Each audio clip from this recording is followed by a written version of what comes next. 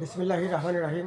আসসালাতু আসসালামু আলাইকা ইয়া রাসূলুল্লাহ, আসসালাতু আসসালামু আলাইকা ইয়া হাবিবাল্লাহ।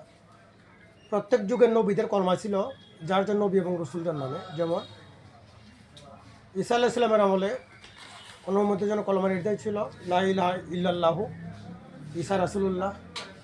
মুসা নবীর আমলে মুসা নবীর উম্মতের জন্য নির্ধারিত কলমা ছিল লা ইলাহা ইল্লাল্লাহু, মুসা রাসূলুল্লাহ। ইব্রাহিম আলাইহিস সালামের আমলে কলমা ছিল লা ইলাহা ইল্লাল্লাহু, ইব্রাহিম নবী আল্লাহ। আদম আলাইহিস সালামের কলমা ছিল লা ইলাহা ইল্লাল্লাহ, আদম রসুলুল্লাহ। এইভাবে প্রত্যেক নবী রসুলের আমলে উম্মতরা ওনার নামে কলমা পড়তো। কিন্তু প্রত্যেক নবীদের কলমা কিন্তু ছিল, তাকে অনেকে বুঝতে পারবে, অনেকে জানেন বা অনেকে চিন্তা করতে পেরেছেন। প্রত্যেক নবী রসুলদের কলমা ছিল লা ইলাহা ইল্লাল্লাহু মুহাম্মাদুর রাসূলুল্লাহ সাল্লাল্লাহু আলাইহি ওয়াসাল্লাম।